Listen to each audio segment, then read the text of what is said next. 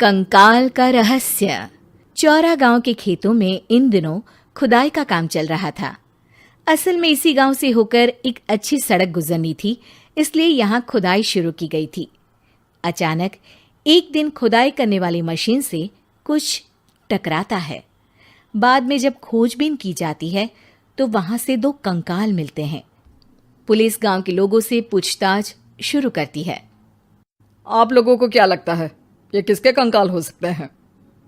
अरे साहब, हमें क्या पता ये किसके कंकाल है, आप ही लोग पता लगाइए। हम लोग तो बहुत ज़्यादा डरे हुए हैं। हाँ, हमारी फॉरेंसिक टीम अभी आ रही है। ये बताओ कि इस गांव के रहने वाला कोई जोड़ा गायब तो नहीं ना?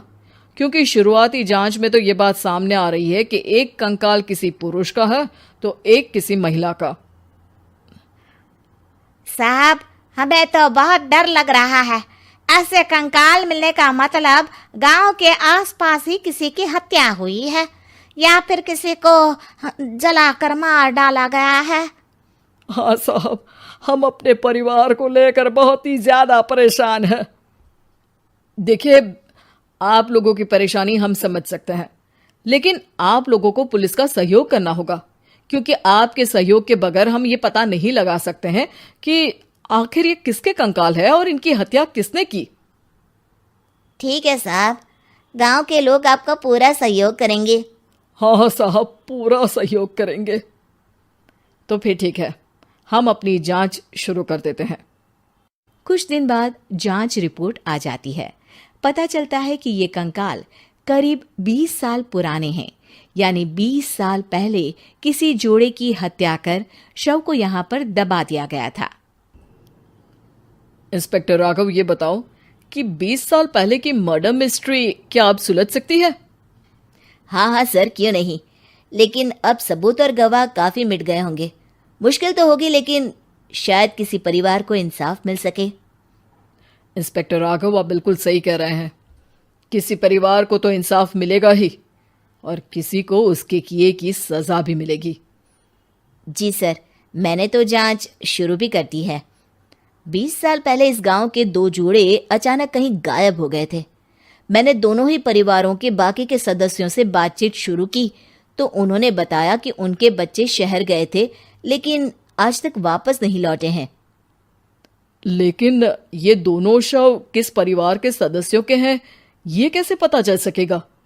सर, मैंने डीएनए टेस्ट करवा लिया है। आज शाम तक इसकी रिपोर्ट भी आ जाएगी। अच्छा, ठीक है। उसी शाम को सर, डीएनए रिपोर्ट के मुताबिक ये दोनों ही लाशें चौरा गांव के रहने वाले प्रधान सुल्तान सिंह के बेटे और बहू की है। लेकिन इनकी हत्याएं किसने की है, ये कैसे पता लगेगा? इसी का तो पता लगाने की कोशिश में जुटा हूं सर। आज सुल्तान सिंह से मिलने भी जा रहा हूं। मेरा बेटा और बहू तो मेरे लिए सिर्फ यादों में ही रह गए थे। हमें उनकी लाशें तक नहीं मिल सकी थी। आज 20 साल बाद उनके कंकाल मिले हैं। मैं अब किसके लिए जीऊं?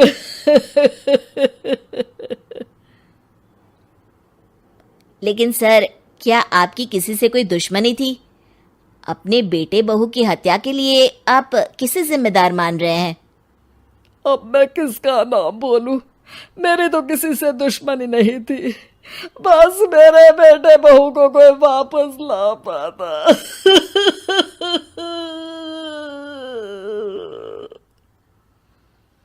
इसके बाद सुल्तान सिंह फूट फूट कर रोना शुरू कर देते हैं। सर, अब आप इनका अंतिम संस्कार करवा सकते हैं। कम से कम इनका शरीर ना सही, इनका कंकाल तो आपको मिला है।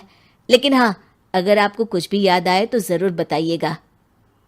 मेरी तो बेटा अब उम्र हो गई है, लेकिन मेरे बेटे और बहू के हत्यारों का जरूर पता लगाइएगा, क्योंकि जब तक हत्यारे पकड़े नहीं जाएंगे मेरा मन नहीं मानेगा। सर, हमारी पूरी कोशिश रहेगी हत्यारे को पकड़ने की। लेकिन एक बात बताइए, उस वक्त आपको किस पर शक गया था? उस वक्त मेरे एक ड्राइवर को पकड़ा गया था, लेकिन सबूतों के अभाव में उसे छोड़ दिया गया था। अच्छा, और ड्राइवर पर कैसे शक हुआ था?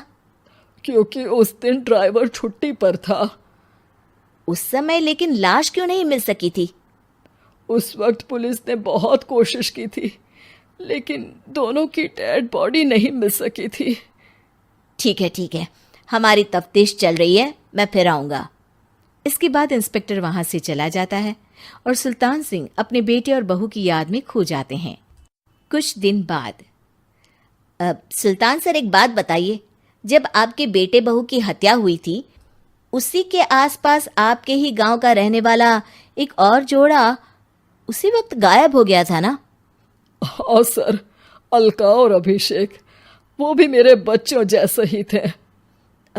तो फिर वो कहाँ है?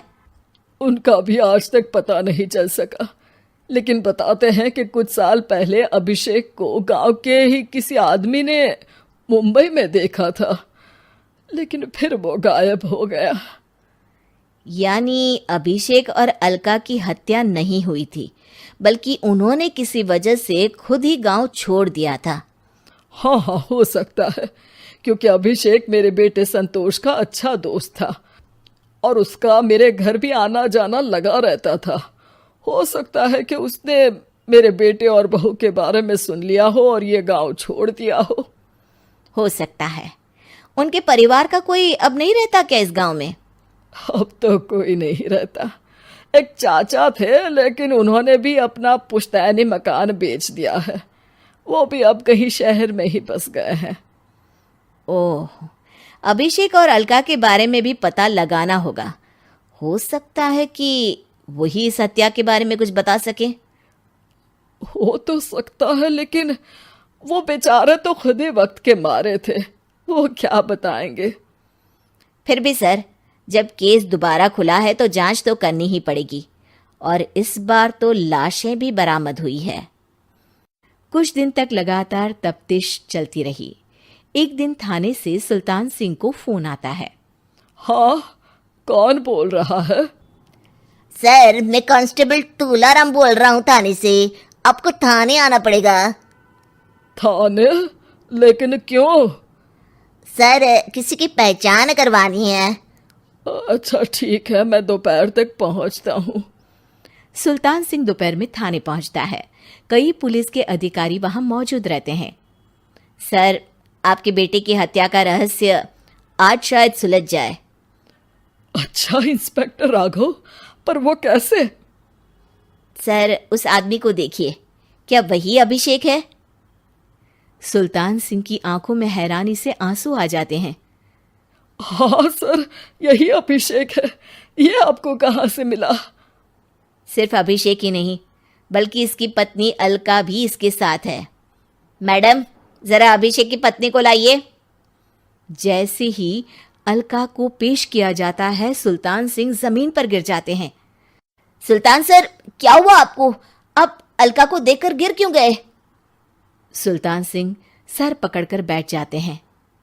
ये अलका नहीं, बल्कि ये तो मेरी बहू रितु है। पूरा थाना एक दूसरे का मुंह देखने लगता है। क्या?